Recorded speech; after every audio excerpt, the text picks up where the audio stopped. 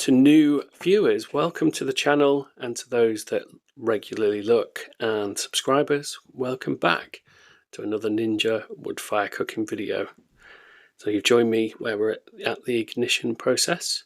So all you've missed is that I've changed the dial to the grill function, which is preset to a high temperature and 16 minutes, and I've filled the hopper there with pellets.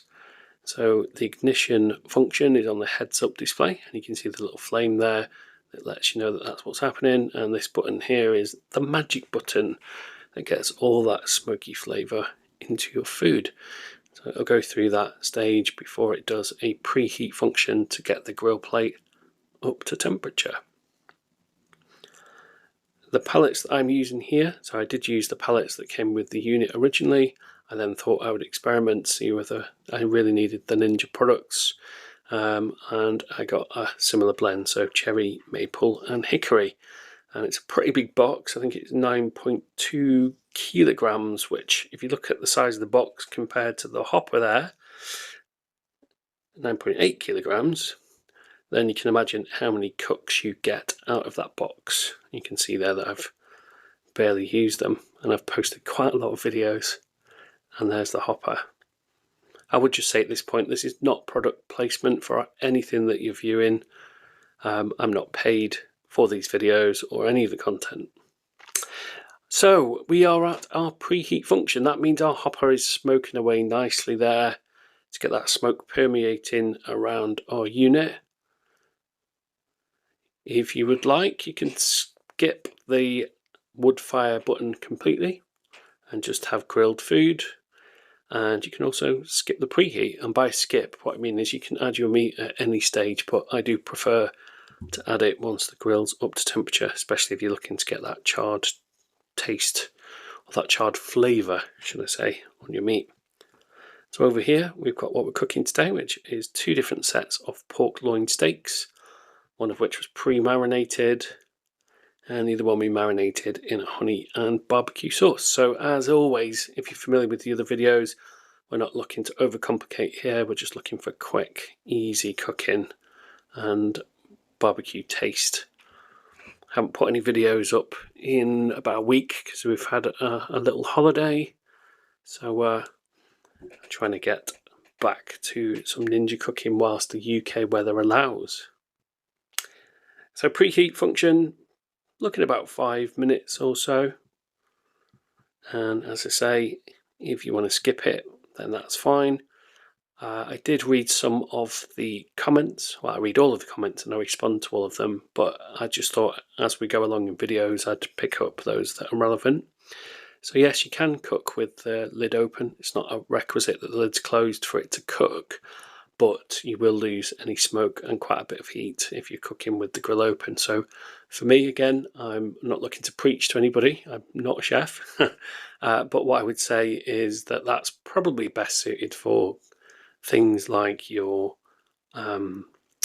hamburgers, beef burgers, those sorts of things that are going to cook really quickly and you want to keep a close eye on. So then you can flip them a couple of times, because the unit will, as clever as it is, doesn't know what you've put on there. It's just a temperature and a time, and it will prompt you to flip whatever's on there halfway through the cook. So I do like to keep an eye on 2 things. I need to flip it over and the hopper. The bag there in the background I've done a different video on, and that's relevant because somebody asked if you really need all the Ninja products. No, not really. It's each to their own. I think with the grill plates, they're quite reasonably priced, and we know that they're definitely going to fit the unit because they're designed for it. The table I got a good deal on. I probably wouldn't have paid full price if I'm being completely honest. But as with anything, if you're interested in looking at something, you do a bit of research and you get it for the best price possible, and that worked out quite well in this instance, where I went for the extendable legs and the side table over the portability of the unit with the wheels. Similarly, the pallets that we've just looked at, they're not branded, and I also bought some skewers to put on, which didn't, that's probably a good case in point, is that they didn't perfectly fit the unit, and so the lid wouldn't completely close, but they were still functional. And similarly with pizza, you can get the Ninja pizza oven I did a video where I showed that you can actually use this unit for this. So if you haven't had a chance to check that out, then please do. You might find it interesting and hopefully useful, which is what the aim of this is. I am just filming as I cook, as I use the unit quite regularly.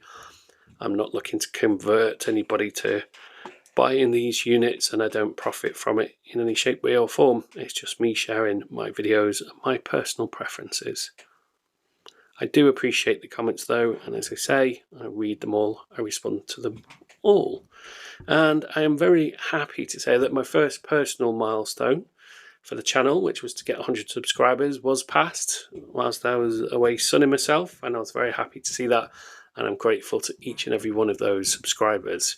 If you can subscribe, it really does just take a second. There's no cost, and you're not going to get hassled to watch every bit of content that I upload. So just double checking the hopper there just to make sure that it's still in full swing, because we've gone over to the preheat function, or we should be near the end of the preheat function. But you can press the woodfire button at any point during your cook, and it will just boost the heat to those pellets just to make sure that you're getting as much smoke as you can. It doesn't reset the cook in any shape, way or form, unless, like me, in one of the videos, you kick the plug out of the wall. Warts and all videos. So we're ready to add food now. So that's exactly what we should do. With our trusty tongs, which have been cleaned, we're touching raw meat, so hygiene is all important. And these are reasonably sized grill steaks, so that gives you a good idea of the cooking area that we've got on the grill. So this is the standard version, it's not the XL version. It didn't really seem that I needed that for the type of cooking that I'm going to do. I believe that comes with a thermometer also, and that leads me seamlessly on to another comment, was that somebody asked if I had one. Yes, I did, and I left it outside in the great British weather. There's Bentley there. He knows when the barbecue's in full swing, and he knows good things are coming his way. Bentley's our Pomeranian dog. And so there we go, our countdown, our 16-minute countdown has started. We got about half of the meat onto the grill there, and we will be prompted halfway through the cook to flip our food, but you can of course do that at any point. And as I said a little earlier, I would just kind of have an idea of what you're cooking and how fast you expect that to cook. There is a guideline booklet that comes with the unit, which is useful to look at those as guidelines, but always do check. And back to the thermometer, for quick and basic cooks, I'm not sure it's a necessity. If I'm going to use a smoker, then yes, of course, it's really important that the core temperature of the meat is up to temp, so that we're not poisoning anybody. And I did do a smoker video, which I uploaded to the channel, along with lots of other content, including kebab skewers, pizza, as I mentioned earlier. What else? The barbecue staples, such as sausages and burgers, and mostly chicken. And peri-peri might be a little bit addicted to. So the main things that we cook are relatively inexpensive meats, so chicken thighs, chicken legs, because they're really flavourful and not too expensive. As you can see there, the dial's got the different functions on there. I've used quite a few of them. I don't think I've used dehydrate, and I'm not sure when I would really need to dehydrate my food. I'm not planning on going mountain climbing time soon, so I won't be needing any beef jerky. So you can see there that I have clicked the woodfire button and it's gone back to ignition display, but what it's not done is reset the timer. So that's just to show that you can boost that smoky flavour at any time throughout the cook. We have our first look at our pork steaks, and they're looking like they're cooking quite well. You can't really get too much idea of the colour from the smoke because they already had the marinade.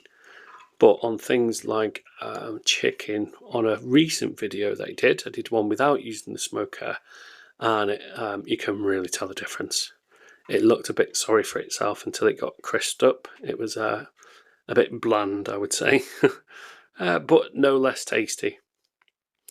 So we're on the grill function. As I say, that's the one I probably most commonly use, because for me this is all about efficiency. So it's about quickly cooking really tasty food, and of course not making videos that go on for 3 hours. I'm not sure anybody wants to watch a piece of meat smoke in real time. I could be wrong. So you can see that the pallets are starting to die out a bit. So we could boost the flavour, but they've not gone out completely. At that point, with the pallets as they were, you could reuse those, so you can get another use out of them. You can see the ignition function there is telling us that I have pressed that button and it's reigniting. So a tip, if you've not watched the other videos, is do fill the hopper. If you don't fill the hopper, then the pellets on the top won't catch on the filament and they won't smoke at all. So it's prompting us to flip our food halfway through the cook, 8 minutes. Let's see where we're up to. So they're looking pretty tasty. Time to flip them. Apologies that I didn't capture them completely in shot, because I am filming and flipping. You can see I have the very specific turn and pat down technique. The final pat's all important for that flavour. You've really got to, there we go. So you can see the char on there, bit of caramelisation. Skip through to the end of the cook with a seamless edit there. And you can see that caramelisation on the edge of the pork steaks. So for me, they are done. Good to go. And I do find with pork steaks, you got to eat them pretty quickly. If you leave them to rest too long, they will get quite dried out and rubbery. That's one of the downsides with pork steaks, in my opinion. There's a little battle going on between the neighbourhood dogs outside there.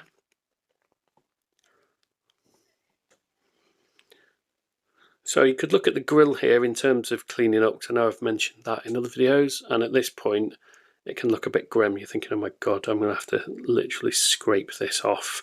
But actually, if you leave it in some washing up liquid and hot water, it will kind of break down quite easily. So what I tend to do is, once the cook's finished, leave the lid open, give that grill a chance to cool down so you can wash it, and that's usually just about enough time to eat whatever deliciousness you've cooked, and then you can put it away nice and clean, ready for the next time. The hopper will cool down as well separately, because it's separate to the grill. And I have to remind myself about the drip tray on the back, so I have been known to forget about that, although to be honest, there's not an awful lot of waste. So I don't know what the difference is, but I remember when the George Foreman grills were all the rage, and one of the selling points was the amount of, how could I best describe this? The amount of fat content that came out of your food and went into a tray. So you'd end up looking at what could possibly be in your veins and affecting your cholesterol, which doesn't seem to happen on it. And I don't think that means that it's any less healthy. It is actually quite a healthy way to cook, but it just doesn't. Even sausages are quite known, aren't they, to have quite a lot of fat content, because they're in there to cook the meat, and then you don't want to be eating all that. So yeah, the drip tray is something that I have to remind myself to do. If you've watched the other videos, it's quite common, because I store the unit with the crisper basket inside it, for me to go through the preheat function and find out that I've left that in there also. Not that it affects the cook, but if I'm doing barbecue, I do want the meats to be in contact with the grill for the charred flavour, and not necessarily the crisper basket. So we've got our second lot of meat on there. We haven't reset, we've just let it carry on, because we've already got the grill up to temperature. All we'll do is, because it's going to take longer than 2 minutes to cook the meat, is we'll just start again. So we'll let it do its thing, we'll let it get to the end of the countdown, because we've already got that temperature, we've already got the wood smoker going. It's like a NASA launch, T-20. I won't go through the whole thing.